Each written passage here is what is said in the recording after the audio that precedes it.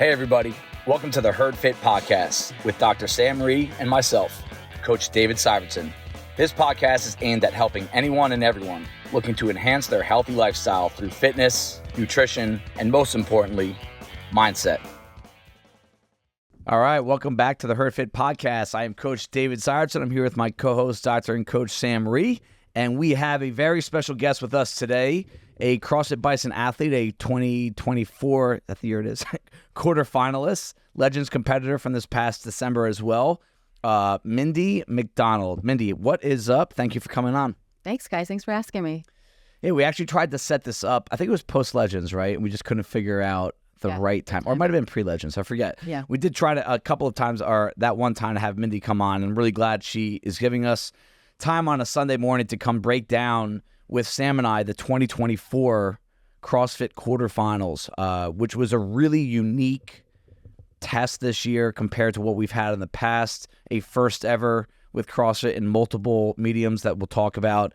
But before we dive into that and the mess of the leaderboard that is making the waves right now, I just want to introduce Mindy a little bit and have give the Sam. We got to trademark your CrossFit Star story. Oh, yes, but that's how we like to kind of just quickly introduce you. Like, what is your CrossFit Star story? Just some background on you for those that don't know you.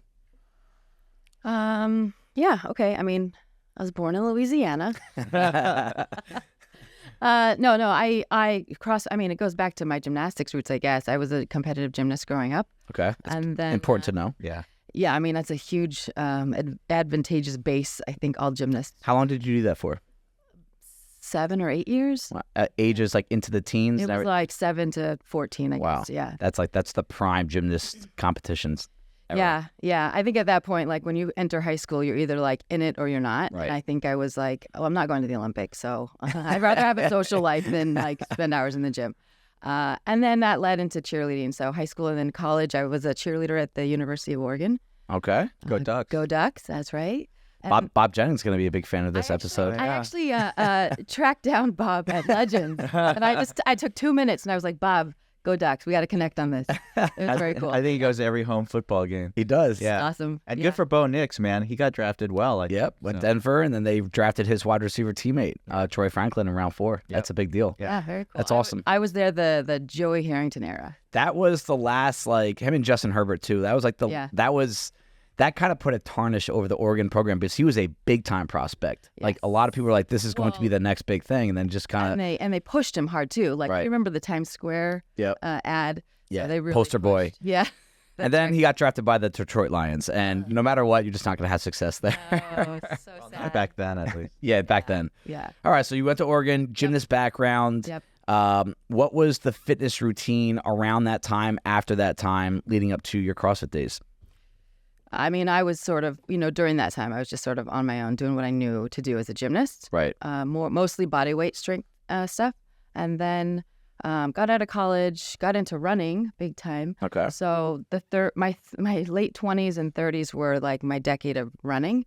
I did every road race you can imagine. I've done 6 marathons, 13 half marathons. Yeah, a 5K, 10K, all the things. So that was my 30s. And then at like 39, I had a friend who was like, just come try this. And actually, at first, I was like, CrossFit. Losers. That's not for me. Now, yeah. And then I tried one class. Where were you? My first official CrossFit class was Murph Oh, wow. at 201. Wow. Yeah. That's a real way to start CrossFit right there. It was an eye-opener, yeah. But I loved it. Yeah. Yeah. And then, at that point, I think SOAR at that time Yep, was in Hawthorne. Yep, I live in Fairlawn, so at Okay. that time SOAR was closer to me. So That's awesome. started up there, and just never looked back. I fell in love with it. I fell in love with the skill, the challenge, the community, the mindset, all of it. So Whenever I hear someone's CrossFit star story, like high level athlete like Mindy, I kind of just take some notes here. I'm like, okay, so gymnast, cardiovascular, running, all right, and just kind of prepping Brock for his future, because we talked about this yesterday with people in the class. It's like, what is the best sport background for a kid? Not just for CrossFit, kidding aside, just in body awareness, strength, and wrestling and gymnastics come up all the time. just the mental component, the flexibility component. And then I do think at some point, a lot of high-level athletes I know that didn't play a specific sport through college, they have a running background at some point. It is the best way to build the aerobic base. So I do think that's probably a huge contributing factor. Like, you really do have a great background. James Fitzgerald's talked about this a lot with CrossFit sport. Instead of getting into sport right as you start CrossFit, he goes, if I had to put someone in a factory, it would be bodybuilding, gymnastics, and then running, or some sort of monostructural mastery, like running marathons. And then we get into the actual sport specific of CrossFit. And I think that's kind of like, without even knowing, Mindy during those times at age 7 to 14, running in her 30s, really kind of helped pave the path for her to being a really high level athlete.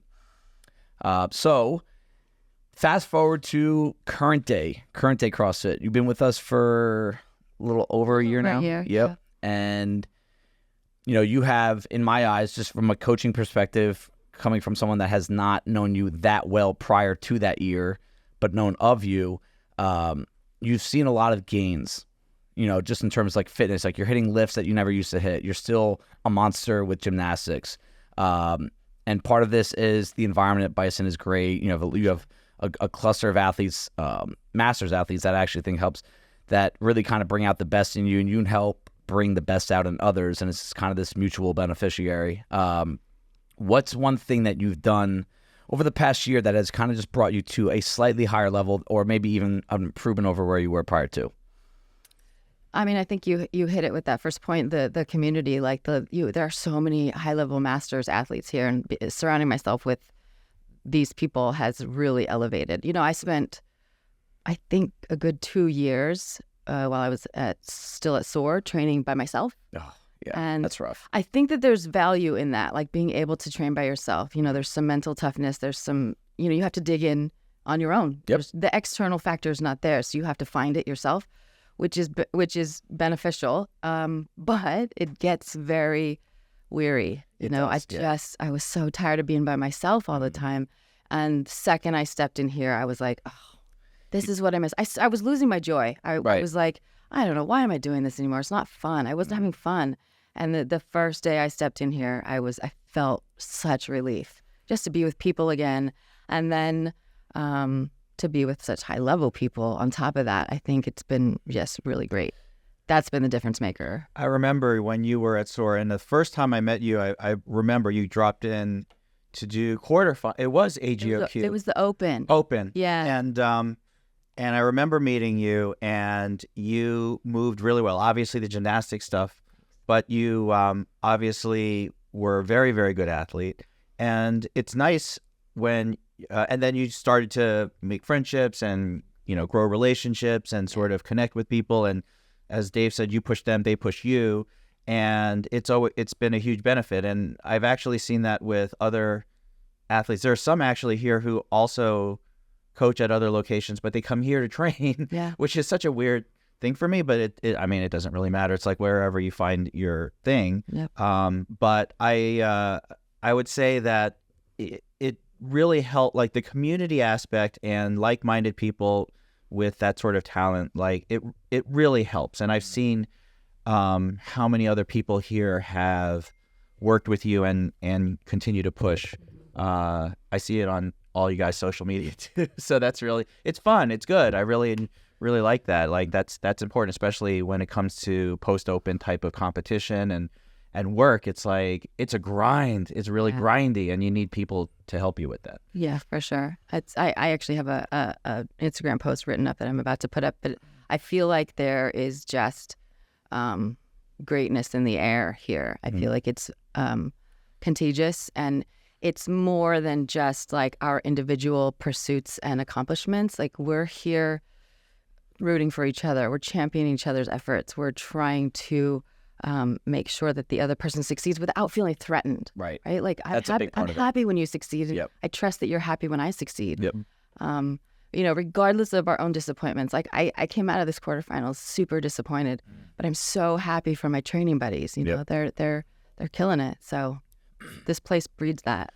Yeah, I reflected on that a lot myself. I've been here from the beginning, but I still reflect on that. Like, at the announcement last year, that was a big deal for us. And I just remember thinking, like, we're only here in the positions we're in because of each other, but we're also here for each other. Yeah. And like, I really do, that's my core, feel that way. And it humbles you. It kind of keeps you in check because, I want to I kind of want to circle back to that at the end of like your quarterfinal experience and the highs and lows and where to go from there, because there's so many people from this gym and from outside this gym that listen to this podcast.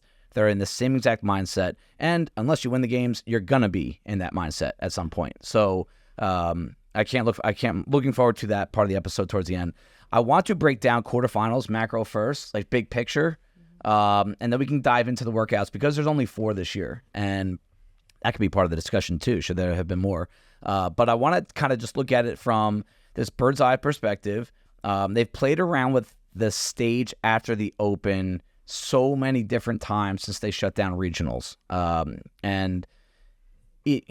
don't want to get into are they doing the right thing or not, because I don't know, to be honest with you. There are advantages. I love the 25% this year.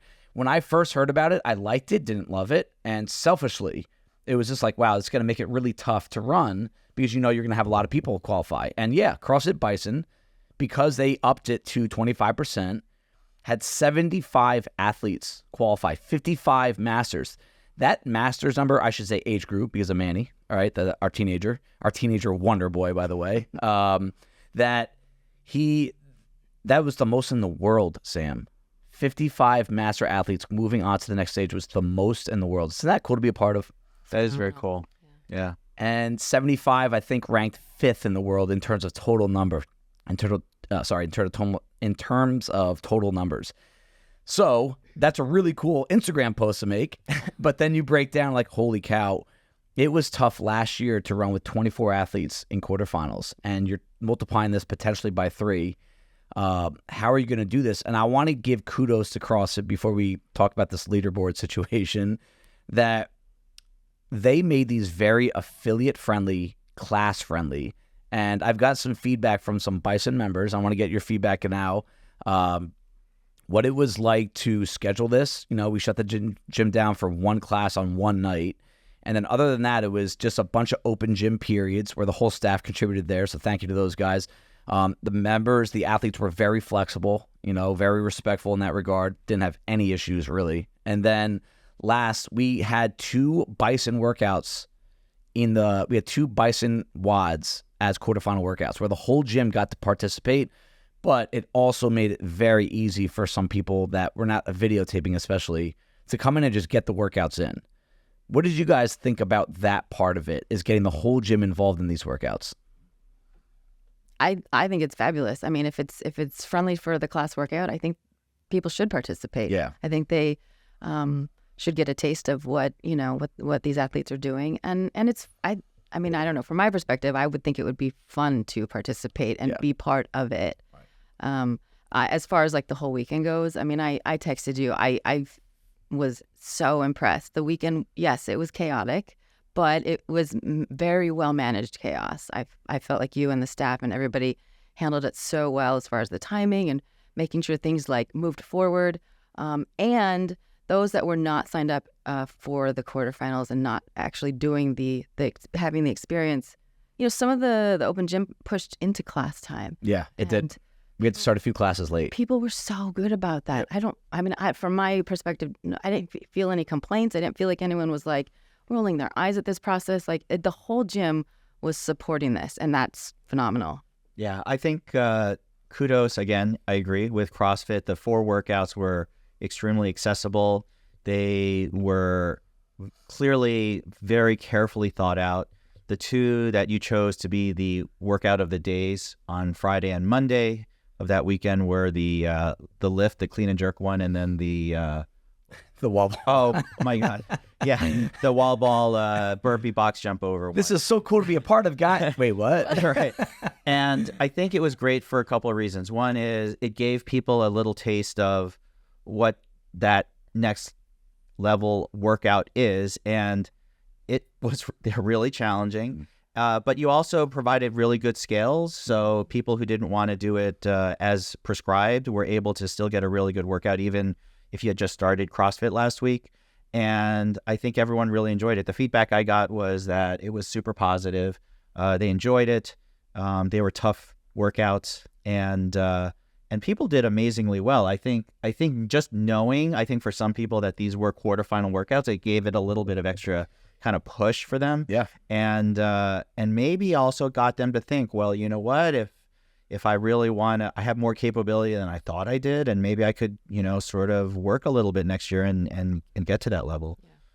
Yeah, I remember when CrossFit came out with the top 10%, we talked about it on the podcast, and I said, man, it's really obtainable for a lot of people. And then I still do feel that way, but there's, especially with only 3 open workouts, there's a lot of luck involved if you're trying to make the top 10%. And I hate using that word, but there is some, because we all have strengths and weaknesses, and you can't use that as an excuse.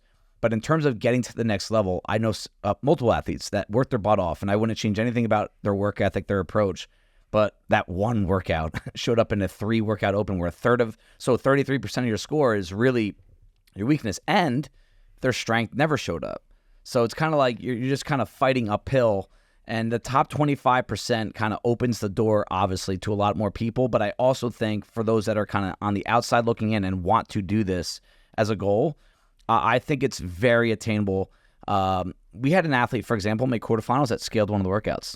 Think about that. So if you don't know how the leaderboard works in the open, if you're first place in the world in scaled, you are a spot behind last place in RX. Do I agree with that? Not really, but I don't really have the solution for it. So I think that's the way it is, and that's the way it should be until you have a more logical solution for that.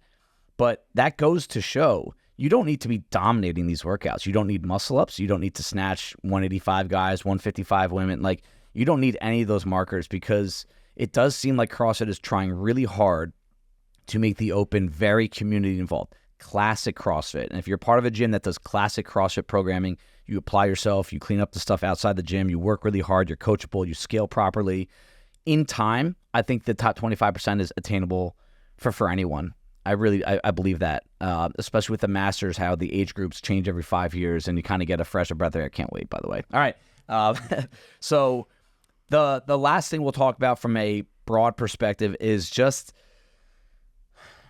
without shaming CrossFit, because we're loyal to them and we love those guys, it's been a little messy, again, in terms of how they're handling the no reps, the scores, the online scores, the videoing, right? And this is coming from someone that Mindy and I videoed our quarterfinals, and it's probably the most stressful part of the weekend. It's worse than the workouts. Yeah. And now we're seeing that the online leaderboard for workout 1, which we will talk about, people are getting crushed with no reps via video submission. And now there's messaging going out to athletes about workouts 3 and 4, how they have until X time. I think it's tomorrow. If you guys don't have videos, your scores are zeros. And I've noticed that I don't even know if they're watching all the videos. I had 2 of my videos watched, and I don't know if they're being watched or not. I haven't gotten penalized yet. I keep checking, which is great. All right. But I think what they're doing is, for some people, it's just making sure you have a video. I don't know if they're watching all of them. This is too many people. But the people that are getting watched and not moving to perfect standard are getting crushed. And it's causing an uproar. And the age online leaderboard wasn't available for 18 hours after they told us it was available.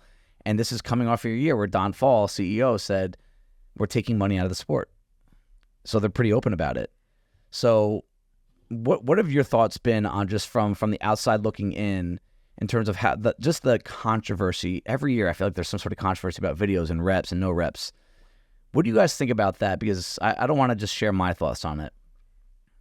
I mean, CrossFit's still kind of a baby, as far as like the sport itself. So they're figuring things out as they go. And I think, the biggest thing they have to figure out is consistency. I think the inconsistency in all aspects is super frustrating for everybody.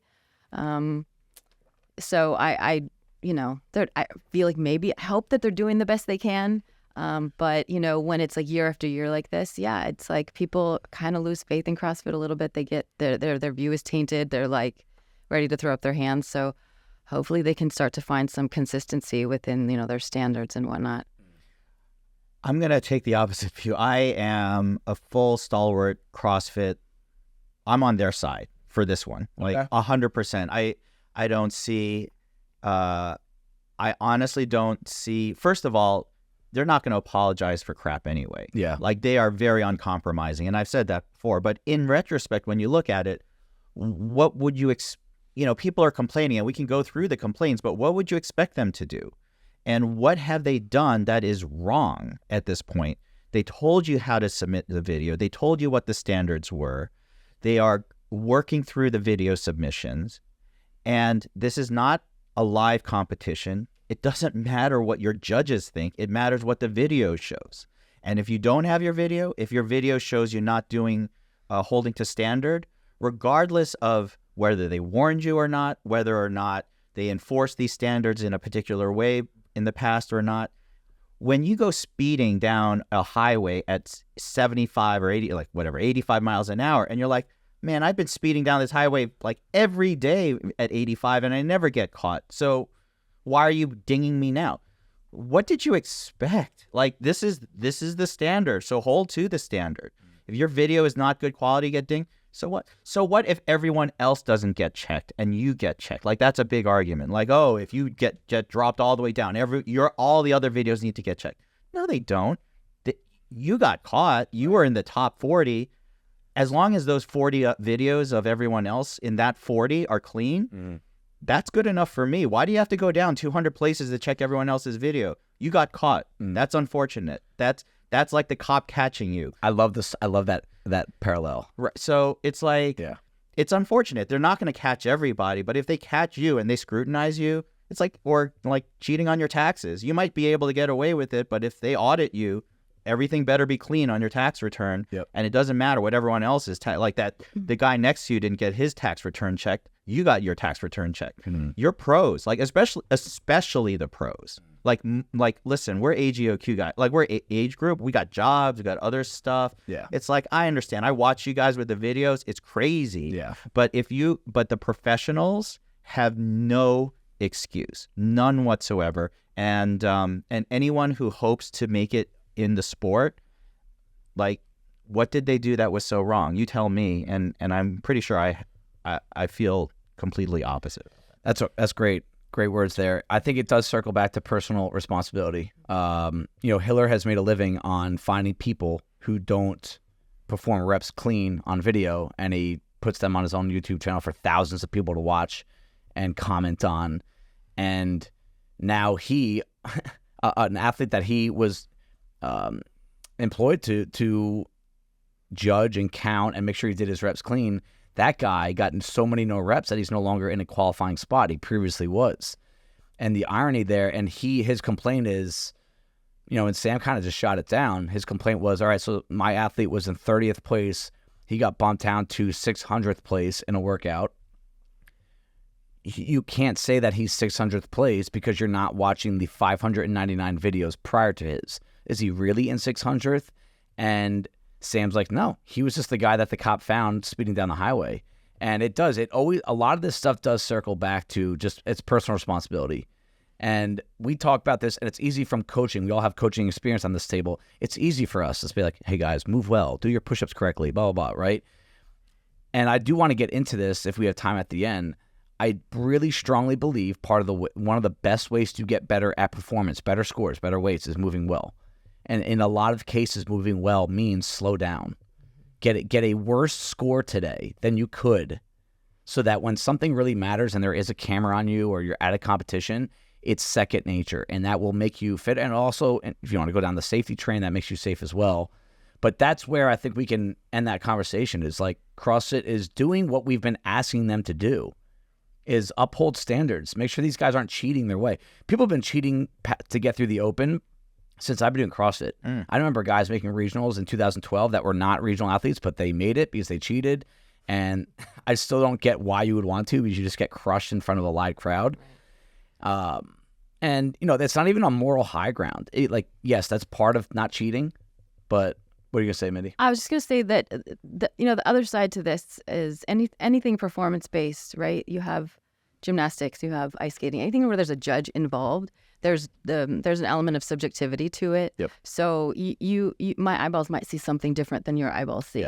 And that is the part that we have to just sort of swallow, right? We have to know that, like, okay, this is our judge. This is the person watching the video. I can't fight it because this is what they saw and they're making the call. Right. So I think that's part of it too. Judging is tough. Yeah. You know, being an umpire in baseball is tough. A football and like it's easy when it's slow motion. You get to pause the video 18 times and then make a call. But I think it's always going to circle back to personal responsibility. And CrossFit will say that about themselves sometimes. They try to make it better, but you rarely hear the athletes talk about it, right? You're just going to hear them kind of bitch and moan on their social media platform. So let's now get into some of the workouts. Let's talk about this first workout that has caused most of the issues, and it was workout number 1. And we're going to kind of just go down the ladder. We all did it. We'll get Mindy's feedback on each one of these first. And just a couple little things about it, with anything you've done different, anything you're glad you did, a victory or loss in that workout that you want to share. I'm not going to go through all the age group scales. I'm just going to give the workouts. All right, so 4 rounds for max reps. 1 minute of snatches, 1 minute of rowing, 1 minute of dumbbell box step-ups. That's a dumbbell in each hand, farmer carry style, and then a 1 minute rest. So a workout that had a fight gone bad type flavor to it, a.k.a. get as many reps done in the minute as you can. There's no transition period. And then you do get a minute rest at the end of each round to maintain intensity. Score is pretty simple. It is total reps. Mindy, when you saw this one, this is a pretty good workout for you because you have good work capacity, strong lower half. All right, pretty good lifter. What did you think about this one in terms of when you should do it, in terms of order and strategy-wise? Because there is some strategy here. Yeah, I mean, when they all came out, I thought, well, I guess I'll just do them in order. Yeah. And then I talked to some people. I asked you what you were doing, what your advice was. I ended up doing this one second. I didn't feel like it crushed me, and I don't know if that means I didn't push hard enough, but it was definitely one that was hard. Of course, we had to make it as hard as we could, but I didn't feel like it was like I didn't die. I wasn't sore afterwards. I in retrospect. I mean, we have 20/20 in retrospect, right? Yep. But I feel like I could have gotten a few more reps on each round. Okay. If I were to redo this, I definitely could have gotten a better score. Where would you see those extra reps? Just trying harder / gritting your teeth, or is it a specific movement / hey, make sure I'm here at this time? No. So I gamed it in that. So I had the full 60 seconds on that rower. Yeah, that was smart. And I pushed what I could. I was trying to maintain a certain calorie each time, and that's what I did. I think, though... What was the number? I wanted to stay above 15. I'm not the most powerful rower. I know I think I was 15 to 17 every round. But I feel like I could have gotten 1 or 2 more snatches each round. I feel like I could have gotten a few more step-ups each round. So I was going to say the weight on this. Normally, the RX weight is the 135/95. Yep. And this and the lift workout were both 85s for the women, which was interesting to me. And I'm very curious why they did that. Yep. I'm not complaining, but it's curious. So because of that, I feel like I could have cycled a couple each round and then gone to singles, and I was singles the whole time. So I could have picked up a few there and then a few on the step-ups too, I think. Sam, you started off your quarterfinals with this workout. Yeah. Did you just want to do them in order to take the thinking out of it? I did. I didn't. It's funny, Minnie, you were at 286, so you were right like on the edge. There are a couple people in our... We had a bunch of people in our gym that were right on the edge of making it to semis. You, Coda was close, pretty close. Yurchak, couple others. And you're right. Like every rep does count. I think it's stressful. Yeah, it is. I would have, if I was really gaming it, I think this would have been what I would have done with, like Mindy did, do the clean and jerk workout first. I assume you did that. Yep. And then do this one after that. When I did it, and I think this was actually really good for a lot of people, even the quarterfinals that were like looking at the snatch, like, I can't do this. They just rested during the snatch and ended up doing the row step-ups, and they actually were decent. Like, it wasn't like, it was still a really good workout for them.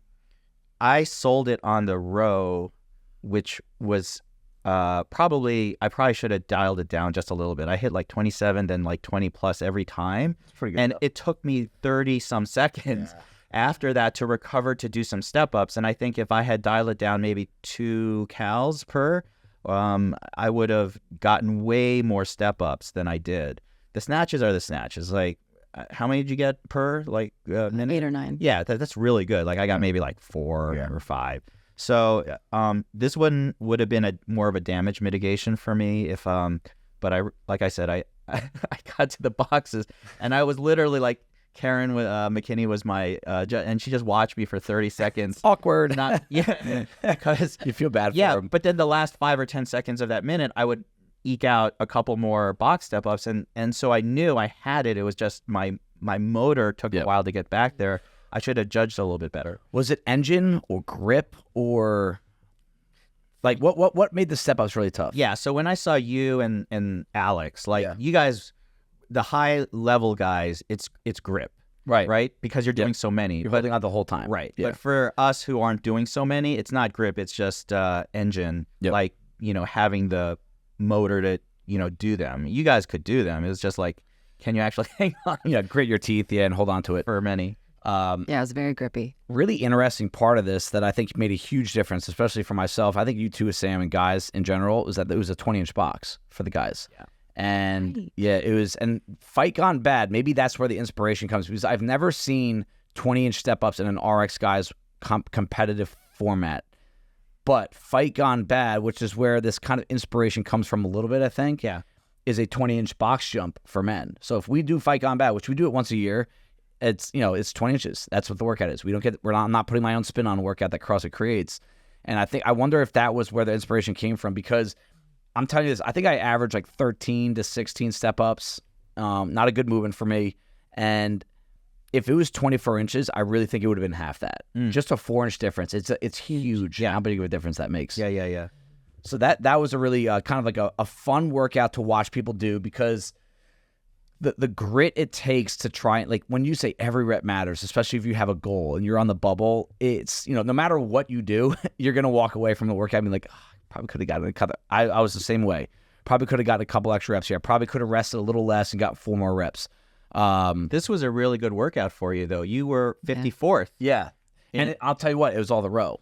Like that, I'm not, like I was, I think 9 to 11 snatches or 9 to 13 snatches for most of the workout, which is pretty average for people that were up there.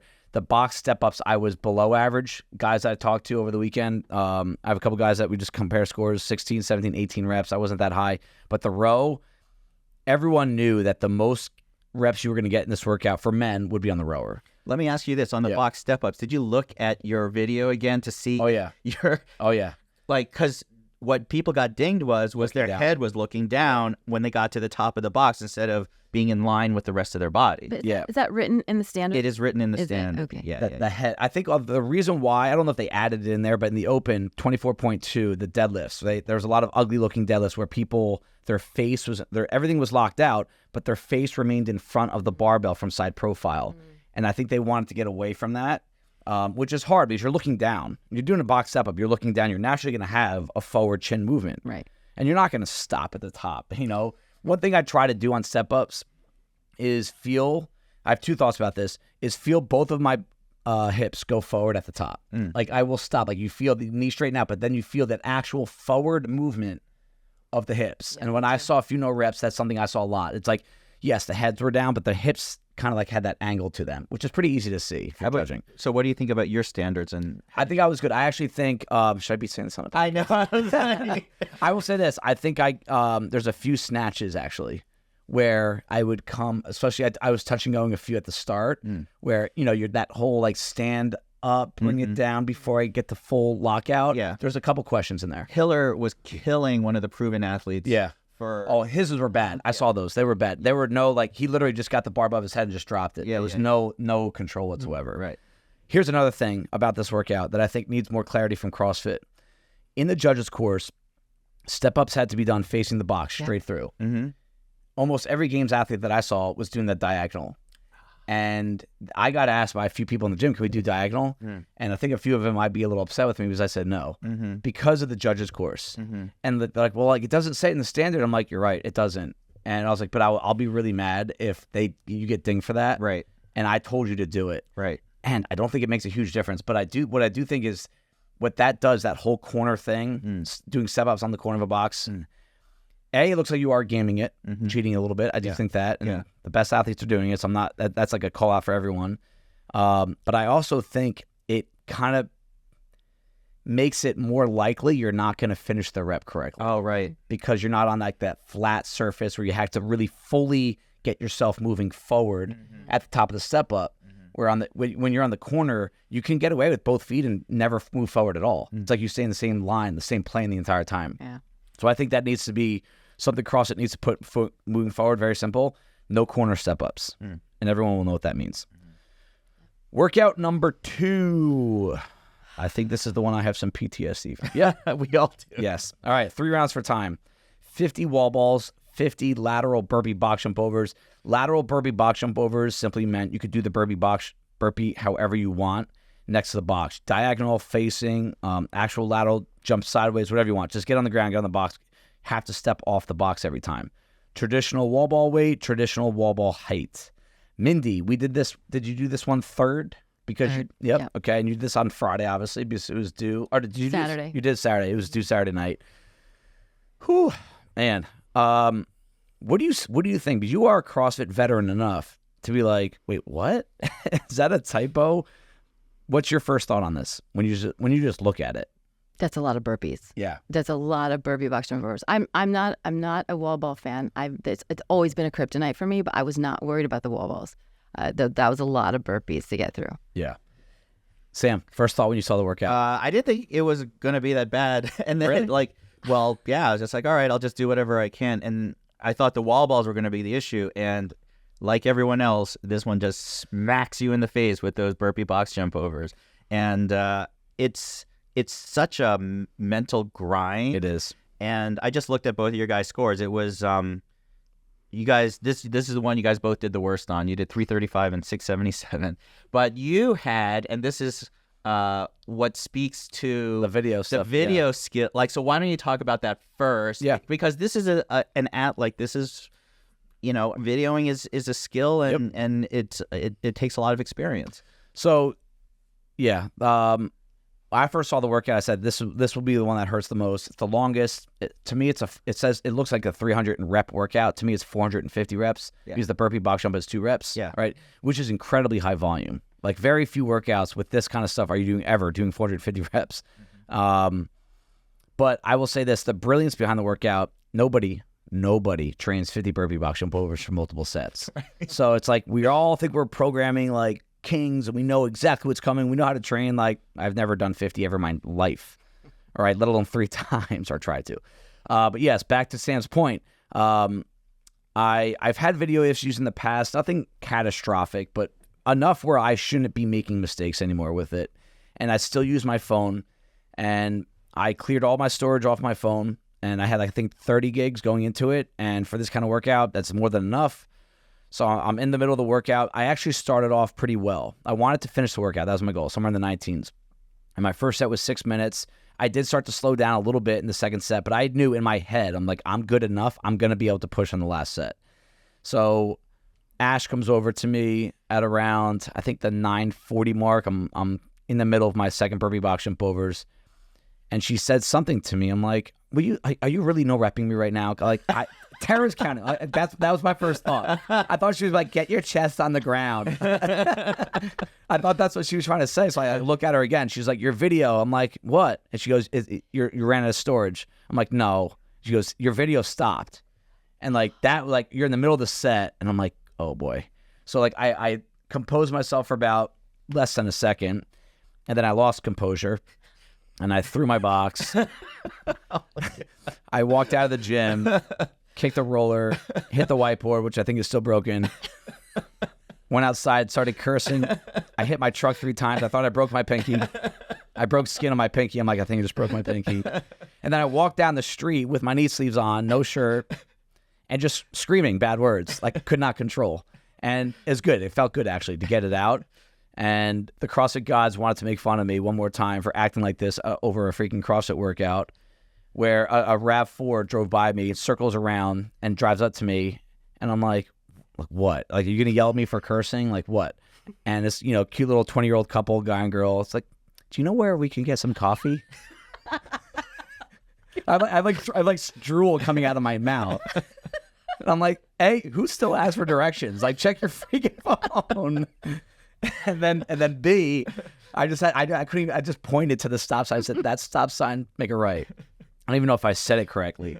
And, then I eventually calmed down. So what ended up happening was my storage was off, but part of clearing storage on a phone, this is a lesson for everyone. You can offload apps. What does offload app mean? It means that all the storage that app is taking up, you can offload, so that available storage is now on your phone, but you can't use that app unless you tap the app and then it comes back to life, but then you lose storage. And I had the YouTube app. I took it off because that's where I'm uploading my videos and submitting from. It was taking up 18 gigs. So I'm like, all right, you know what? I'm just going to take it off and I'll add it back on later on. And as I'm setting up my video, I must have tapped it, because that's all it takes is for you to, it doesn't ask you, are you sure you want to bring it back? Like if you tap the app, and I didn't notice it because when I got back to my phone, that app was live. So the criticism here is don't do that. But the other side of it is like, Rafi and Coda are like, dude, just buy a freaking GoPro. Like it literally, like there's none of that. There's no phone calls that get in your way. It tells you have 2 hours left of filming. You don't have guessing gigs. Like Kathleen asked me, like, how many gigs do I need if I need a 9-minute video? I'm like, I don't know. But that's such a master's question, But I was really upset. I was really angry. I think part of the anger was I knew this was probably going to be my worst workout, and being almost 2/3 of the way in and knowing my legs are really bad at recovering, I was like, I don't know if I can do it, let alone get a good score. I did come back that night and did it 5 hours later at 5 o'clock, uploaded the video and sent it in by the deadline. You almost finished 293. Yeah, I think I was 9 reps shy. 7 reps. Is it 300 reps? Is it 293 or 291 the score? I saw you 293. I think my score was 291. Oh, okay. Anyway, so maybe it was 7, whatever. So the lesson there is that a lot of people say is like, just put other people in charge of setting up the videos, which is always hard. It's easier to say that than to do it. There's a lot of people that need to. I still, more than competitor, I'm still coach here and owner before athlete. So that's I don't know if I always buy into have other people do it, but I do think having backup cameras, a thing where you really need them to qualify for the next stage, I think is really important. Having backup, like the next day I did the gymnastics one, we had 4 videos. So lesson learned. But Mindy, I remember you reflected on this one a little bit, and I want to hear about kind of just the mental experience, the grind, because this workout to me was a grind. It was never like I can't do a wall ball or I can't get on the box, but it's overwhelming. What was harder, physical or mental components to this? I mean, honestly, both. I don't know. I know it was a slog for everybody. I'm not a special case, but it did feel like a special kind of disaster for me, for whatever reason. Maybe my nervous system and body were fatigued because it was workout 3. I don't know. Maybe my cycle played a part of it. Like being in that phase of my cycle is always like low energy and whatever. So that day was just not my day.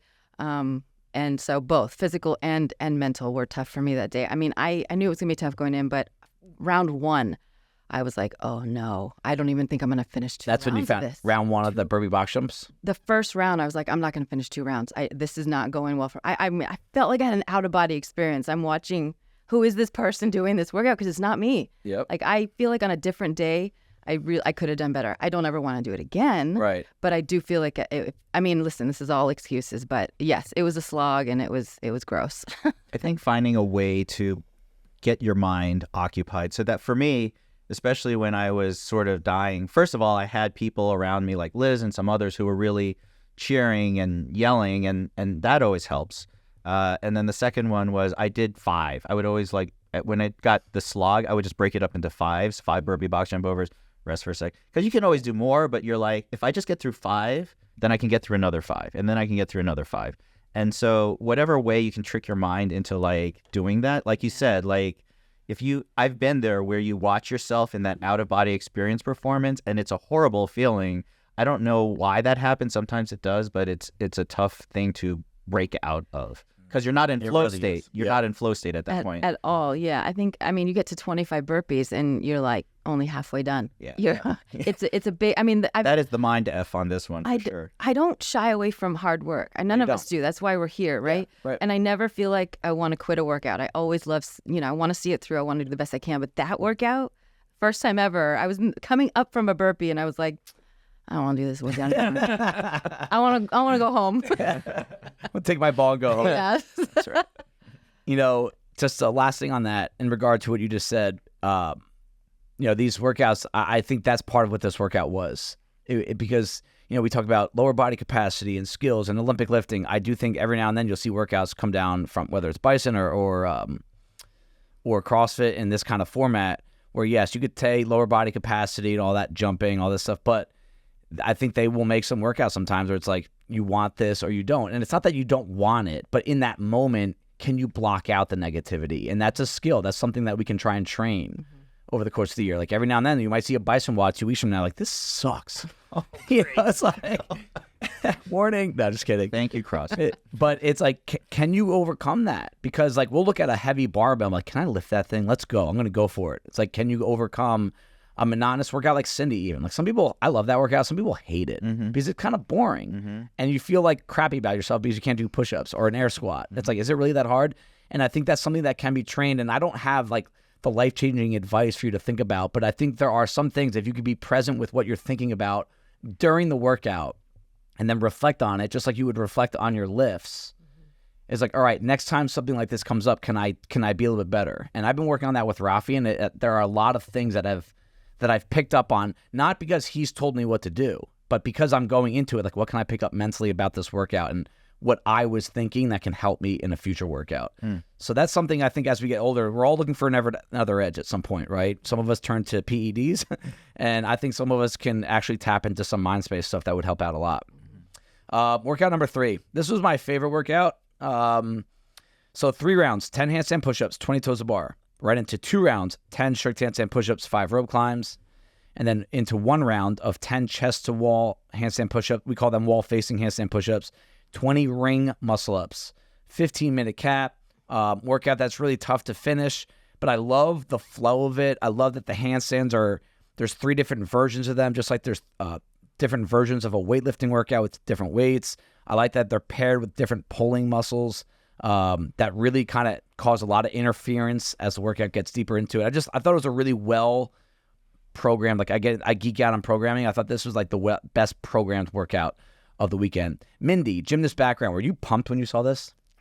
Yes and no. So I love all the gymnastics stuff, of course.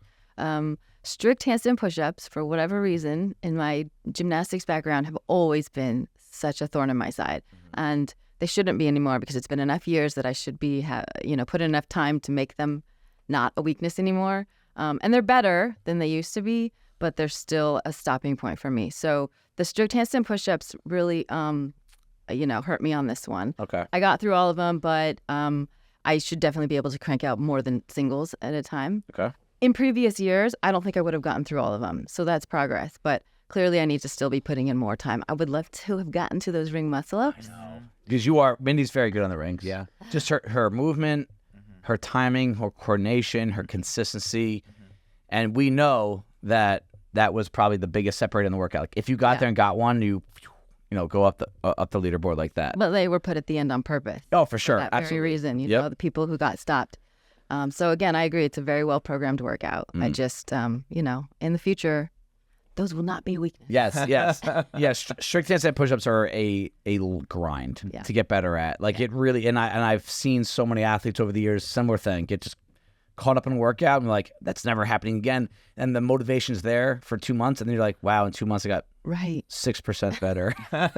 I still can't get my 4th rep. Like what's going on? Is this working? It's a long fight. And there's a lot of reasons that people get to a struggle point with them. Like Mindy, I don't think it's strength. I think some of it is more just stamina, but also just some tightness. So if you're a little tight, you just don't get to activate things that other people are activating that are looser and have more mobility in the thoracic. But there are a lot of things about strict handstand push-ups that require a lot of not fun work for small gains. There are some stuff with like snatching and cleans where you can work on it for 3 months and see huge gains. Strict handstands, like you might go from 4 to 6 reps, and it's still gonna. But I do think the needle can be moved. It takes longer than you think. Sam, thoughts on this workout? This was accessible. I mean, a lot of people can. But they also struggle with a lot of points with it, like the kipping handstand push-ups and toes to bar. Like for some people, that was sort of a challenge to get through. Yep. And then for a lot of people, I saw even really good athletes like you and like Julia Kelly, like the strict handstand push-ups became like the roadblock there. For me, this one was the most disappointing for me because I left a lot on the table because I consciously did because of the rope climbs. I personally hate rope climbs. And I know a lot of people don't like going up 15 feet and like coming especially back tired too. Yeah, and the other thing is that it really beats up my hands, and I've burnt myself so bad on rope climbs before, and I just came into this saying, I'm not going to make semis, so why do I have to sell out on this? And I was thinking I got to operate on Monday. If I have blisters, it's just going to be a mess. Yeah. And you've seen me on rope climbs. Like I take every part of my hand because I'm afraid. And that's completely understandable. And like if I was coming in to get a surgery done by you, right? I kind of get a nose job or a lip job, right? And you're like, yeah, I don't know how this is going to go. My hands are all blistered up.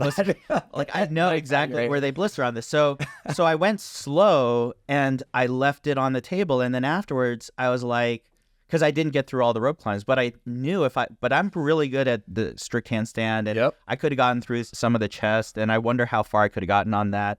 And it was like, so in my mind, I was like, well, man, it's so hard not to send it anymore. I know. And so I made that deliberate choice, but then I look at my numbers and I was like, man, if I had, maybe I could have got real close. And so, but, watching... Like, this one was really up the alley for a lot of people. Like, I saw Kevin Yurchak, and he just, like, dismantled this workout perfectly. Like, he just analyzed it. Like, 1201, like, surgical. Like, you guys, when you guys are good at these movements, it's actually a joy to watch athletes do that. Yeah, I think that's something that we could all try to just get better at is really knowing what you can do. Like, sometimes you don't know. So, you go to these handstand push-ups, and you're like, can I do one every 20 seconds? Like, I think, can I do one every 20 seconds or is it one every minute? Because that's a big difference. And you don't want to start failing reps. I saw a couple athletes, they were failing reps at some point. And in your head, you're like, man, I wish you just waited 10 more seconds because A, you didn't get credit for that. And B, now you just restarted the recovery clock. But and yes, there are times you have to take some risk and just go for it. And sometimes it hits you in the face, sometimes it doesn't. But it is... Like Kevin and I, as an example, we've been doing this for 12, 13 years. And we're both, in addition to that, we're probably 2 into the numbers and the pacing. And, I can't even follow his strategy sometimes. It's like, take a left step at 21 seconds, take a right step at 22. This needs to be 3 feet away and that needs to be 5. But it helps him. It really does help him get the most out of himself. And I think he's a guy that I'm looking forward to seeing what he does over the next few years. I think it's going to help him get fitter and fitter as he gets older. He ages up into the next category next year. Ooh, so nice. He's going to be a beast next year. Nice. Awesome. How did you feel? I saw your ring muscle-ups, I've never seen you sort of get a little janky. You really pushed it at the end because, like, your last couple, like, they were... but your legs are always like so tight, and then at the end you were like pushing it, like you didn't rest as much as you normally probably would have wanted to. And you finished with a really, really good time on. Yeah, no, I'm careful on ring muscle ups. Like I rarely go to a failure point. Like if I start catching them below a certain point in terms of like my shoulder above the rings, I usually won't try another one. To me, it's not worth the risk. And like I've just. When you coach a lot, you see a lot of bad things happen on like ring dips and ring muscle ups that to me, it's just not worth that risk. Not out of fear. It's just like, I don't want to get hurt and not be able to do the next workout or not be able to train the next, 2-3 months. But there is a point, like I just said, towards the end of a workout, you could take a couple of risks or two. You just don't want to train like that. Like the whole Rich Froning body, like, listen to your body while you're training, tell it to shut up when you're competing. That's kind of like where that mindset goes. And I do agree. I think what happened in that workout, normally, I have pretty good grip that when I get on the rings, I usually feel like a nice, secure, let's go. Every rep that I started, I think I did it in 4 sets or 5 sets. I was like, I don't know if I can hold on. Something with the rope climb really caused a lot of interference. And I texted Boz about it, and I said, hey, I don't know if that was your plan, but that messed a lot of people up. And he said him too. He was like thinking he was going to crush that workout. And I'm like, well, you programmed it. But he said that interference that came from the rope climb was a huge deal. Like you just couldn't squeeze. And it's hard to be confident in your motion when you feel like you don't know what's going to happen to your hands as you're flinging your body up in the air. Yeah. But yeah, really, like I'm glad how I executed the workout. Again, came up with a plan, broke things up where I didn't need to, but I wanted to for the future. Like that's something I don't think I would have done 5 years ago. I just would have went for it. I saw a couple athletes really send it the first set because they're good at the first set, but I think it impacts the later sets. What do you think this workout would have been like if they, those qualifying workouts are like, hey, if you're done by 5, you get to move on. If you get by 10, I think that would have been a cool part to this workout that would have added some intensity and actually taken some strategy away from people because you can game this a little bit. Yeah, I think knowing where to take breaks and not to go out hot is so important for so many workouts. And if it was gated like that, right, you would just have to kind of send it to see how far you could get with it. And yeah, that not as inclusive. That would cut it. Yeah, that wouldn't be as inclusive. I agree with that. The top times in the world to me are like amazing to this workout. What was them? 7 and 8 minutes. Oh my God, it's like amazing to me. Ugh. All right, so final workout. Mindy and I did this one first. We had our. You did this, and I did it twice. Oh, you redid it? That is another advantage because we should talk about that. They had windows where workouts 1 and 2 were due Saturday night, workouts 3 and 4 were due Monday night. So that really kind of takes away the repeat possibility unless you do one of the later workouts first. So Mindy, why did you decide to doing this one? Why did you end up deciding to do this one first? Well, in previous quarterfinals, they've always had lifts, or usually they have lifts, and I've always wanted to do that first because it's fresh. Strength is generally my weakness historically, and I want to do that when I'm freshest. And I also, I texted you, and you prompted me in that direction as well. And I'm glad I did. I was fresh and I was ready to go, and I really surprised myself on this workout. I was happy. Yeah, I remember you were like really pumped, fired up. You made a cool post about this workout too, in terms of redoing it and why you slammed your thighs and all that good stuff. I'm so dramatic, but it helps. I think everyone needs something. Dan Dodd talks about this a lot. He goes like, you need a pre-lift routine, and it could be a workout like this. It could be before a workout. There is something that you think it fires up the quads, but there's probably just as much mental. Totally. Here we go, kind of grit your teeth together. Yep. Like I see people do weird things with their feet. They do like a wiggle, like Britta used to do like her hair like before, like try to look majestic. And I was like, why do you do that? And she's like, it's just, it gets me ready. Like, let's go. It dials me in. Yeah. Do you have anything, Sam, that you do pre-lift? No, maybe I should start thinking about that. Yeah. Yeah, like something really fancy and cool. Smelling salts. Put some flair on That's it. right, yes. But so this workout to me, this one can really like beat you up more than you think. And you want to feel fully energized prior to it, not because of the early weights, but because of your heavy weights. And I do think there's some truth to the traditional approach of always do the strength workout first. My former coach, was always big on that. He goes, because as the weekend goes, your nervous system just gets less and less. Yep. Now, can you go beat a score? Absolutely. Like I think you did, right? Kathleen did. I think Amy did. Alex did. Yeah. They all beat the scores. To me, that's not because they were physically recovered. It's because they had a number to shoot after, and these guys are ultra competitive. And you put a number in front of Mindy, she's probably going to go get it. Yeah. Well, now I feel like I could have gotten all 10. Example B. So you got 28 reps. I got 8 on the third bar. Yeah. 8 on the third bar. Yeah. So this workout was 10 clean and jerks, weight 1, rest a minute. 10 clean and jerks, weight 2, rest a minute. 10 clean and jerks, weight 3, rest a minute. And then if you get to the fourth barbell, as many as you can in the remaining time. This was actually the same exact workout as the semifinals in 2022, but it was with snatches. Oh. Completely different workout, right? Snatch is a lot tougher than clean and jerk for most lifters. Like I remember doing this and I got, I think, 2 reps at the third barbell. I got crushed. Everyone crushed me in that workout. Where as opposed to this one, it was 43 reps. You got 43 reps. So it's a huge difference. Yeah. Right?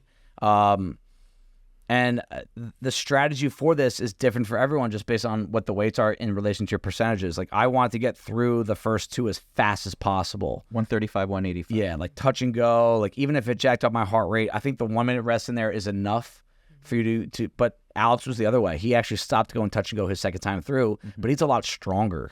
He's a strong athlete. His engine isn't as high. So it's like you have to kind of know, this is another situation, know yourself. Do you like to go faster to give yourself more time at the end, but your heart rate's higher, potentially, or do you like to go slower? You don't have as much time to lift at the end, but your heart rate isn't the issue. What was your approach on those early barbells, Mindy? So I did it both ways. The first time I did it, I broke up my first bar. I didn't need to, but I did. And then the second bar, I did singles, but not as fast as I could have because I didn't want to be jacked up when I got to that third bar. I wanted to be as fresh as I could. And then the second time I did it, I just went as fast as I could. You wanted more time. I wanted more time, and it helped. I would recommend that for you because of your aerobic system. Yeah. Because you ran those marathons in your 30s. That's right. Still coming back. What were the weights for you guys? So we had an 85, 125, 155, and then 165 if you got there. Got it. Yeah. And I think for a lot of the women, they could do 85 and then like some of the other quarterfinalists, and then they kind of got tapped out somewhere in the second round of barbell, and very few I think could actually do 3 rounds. Like from in our gym that competed. Yeah, I think only 4 or 5 athletes in our gym got to that 4th barbell, 30 plus reps. Yeah. I think 4 or 5 reps. It's really hard. It is. And it's kind of like 10 minutes goes fast too. It does. It does. I mean, I heard Castro talk about it, and he said, like, listen, we do program strength, but we program tired strength. So this wasn't like a 1 rep max. This was a relatively heavy weight, but you had to do a lot to get to that weight. Yeah. Which is why for someone like you who, like, maybe, like you've mentioned before, top end strength isn't like your number one forte, but you got 204th place on this, and that's because you have a motor. A lot of people who are strong can't get there and continue to perform doing 245. Yeah, I would imagine a lot of guys that had the same score as me probably got there a minute or two later. So they were doing more reps per minute at 245. Like I was resting like 30 seconds in between reps at some point on that last barbell. But because I got there quick, it's not because I'm stronger than them. I had more time to lift. Yeah. And that's where strategy comes in. Know yourself. How do you train throughout the year? But, just to piggyback that, I love this kind of strength test, not for me personally, like take myself out of it. In terms of what CrossFit is, I think this is the best way to test it. I really do. You don't have to put burpees and toes to bar in. Do it if you want, but just like, they've done this throughout the year in open, quarterfinals, regionals, where it starts off here and eventually the big boys get to lift, but I always say you have to earn it. You have to earn your right to go lift that barbell. I love this one also because even though it's a strength test, you approach it a lot of different ways. And you can go fast, you can go slow, you work to your strengths. Brian DiCarlo was in front of me, and when I started, I could sort of see him out of my eye a little bit, and I was like, wait, is he doing the full clean and jerk? He's going so fast. Yeah. Like it looked like he was just doing power cleans, and I was like, oh my God, he is doing, like he did like 5 when I did like 1. So he wanted to give himself enough time at the end, and because he has the motor like you do to get there and give himself the time at the end. So that was fun to watch different people like sort of approach it different ways. That's definitely my favorite workout. Was it? I had the most fun on that one. That's awesome. And for the first time ever, the strength workout in the competition was like my best workout. You did That's well. Never happened to me. Did really before. well on Always that one. Yeah, so That's a great takeaway. That's awesome. Very exciting. That's really cool. I want to give a shout out to Chase, who's one of our nighttime athletes. He did this Monday night 6:15 class, which was right before the deadline. Had never clean and jerked 225 before. 215 was his PR. So he gets to that 225 bar with like 3 minutes left. Fails the first one. And just like, quick little tip here, and he gets his mind right. Sometimes it does help to fail or listen times. Usually like you have the confidence, like, all right, clean I can do. I got the jerk to where I needed to. I just didn't finish it. I wasn't in a good position at the end. That's why we talk about positions all the time. Like, what are you trying to actually get to? And it went up, and I think he lifted it 3 or 4 more times, which is like those are still, to me, like, I love those moments. Like, I've never done this before, but because of this competition, and Chase does not compete, right? He now has a new clean and jerk PR. And I would even say after watching him, he's probably closer to 245 than he is 225 now. Wow. Awesome. So it's like those situations I love, even for the people that are just kind of into it because, hey, I made it, I want to have some fun. There's so many gains that come from this. It's not just about making semifinals or the games, right? So let's wrap up this conversation. How many people made semis from here? Well, nothing's official until tomorrow, but right now the list is at Amy, Kathleen, Tracy, myself, and I think Mandy Myers is literally in 200th. Because of the shakeup. The leaderboard shakeup. The leaderboard. Say they are. Did Did you video her workouts though? So that's the question. That's the question. Yep, not gonna say that. I know that she videoed them. I don't know if she went to templated the way they want to. So I'm not sure what. I told her send whatever you have, Right, and right, like right. maybe they'll. Should we cut that part? Yeah. Well, I just don't know. I don't know what their stance on that is going to be. But she was 11 spots out, so 11 spots they get docked. So they are watching these videos. My videos got watched, and then we had another, I think 7 or 8 people that were within 200 spots. Yeah, it's really which close. is, don't want to rub salt in the wound, but it could be 3-4% of every workout. Yeah. Which to me, I've been on that side before. Yeah. That should inspire you. I want this to, let's talk about that. Let's close it up this way, because there's a lot of people in this position, and there will be more people in this position after semifinals. You take something on the chin, you get upset, and you made a post about not tying your self-worth to results. And we've talked about that a few times.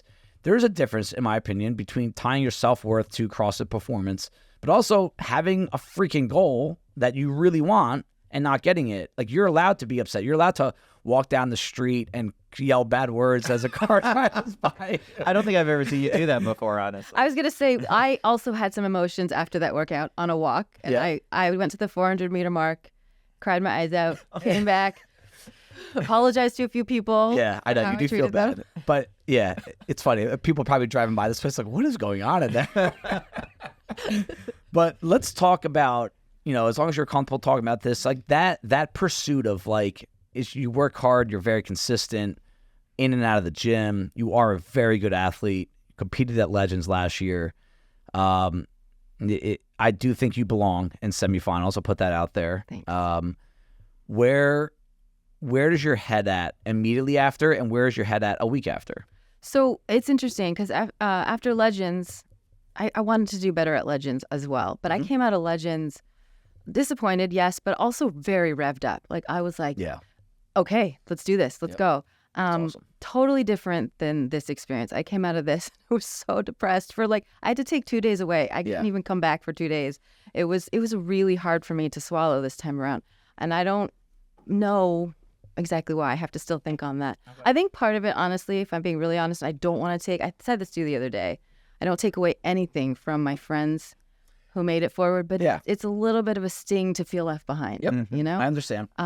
So happy for you guys and how you crushed it. But I want to be there too. Yep. So I think that may be part of it. But I'm definitely coming out of the funk, and I'm getting revved up again. The other perspective I'm trying to hold on to is, for me personally, I was never going to go to the games this year, right? I want to go as far as I can, but that wasn't actually a realistic end goal.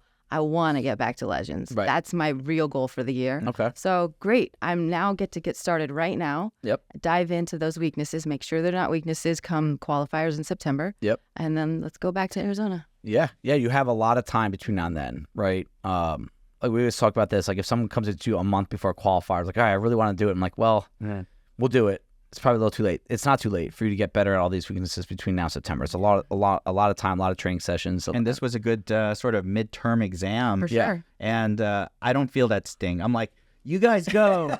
These workouts are going to effing be so horrible for semifinals. Enjoy all of them. I will watch and cheer every single one, being glad that I'm not doing them. Opposite end of the spectrum there. Yeah. Yeah. I mean, I think if you compete long enough, you're gonna have the exact, and this honestly, Mindy, might happen again. And I think that's really being present with, how you're responding and understanding. It's so good and natural to have like these emotions of like these up and downs. Like, if someone were to come up to me, Mindy, get over it. It's just CrossFit. Like, I would step in front of you and tell that person to back off, and just because we all have different pursuits and. Whether it's career, whether it's family, whether it's social, whether it's, your own personal endeavors. Like Kathleen always says that this is for me. Like, this is what I'm trying to do. It's not for you. It's not for, my family. I'm trying to accomplish it, and you're putting a lot into it. But the only thing I would challenge you on this is, I'm not going to say don't be disappointed, but I do want you to find the pride in what you've accomplished. Because definitely. Yeah. You deserve everything that is good that comes your way. And because you earn it, you work your butt off. You're a great member of the community. You're not here just for yourself. You're not just, only here to train. And like, you have a great attitude. And I think you also should take some pride that I think you helped Tracy and Kathleen make to the next level. Tremendously. And they would both say that. Yeah. And I think as you get deeper into this, like, I still want you to pursue everything that you want to pursue. And I think you can get there, whatever level you want to get to, because I think you have what it takes mentally. And to me, that's more important than how strong or how fit you are or how many marathons you ran when you're 30s. All right.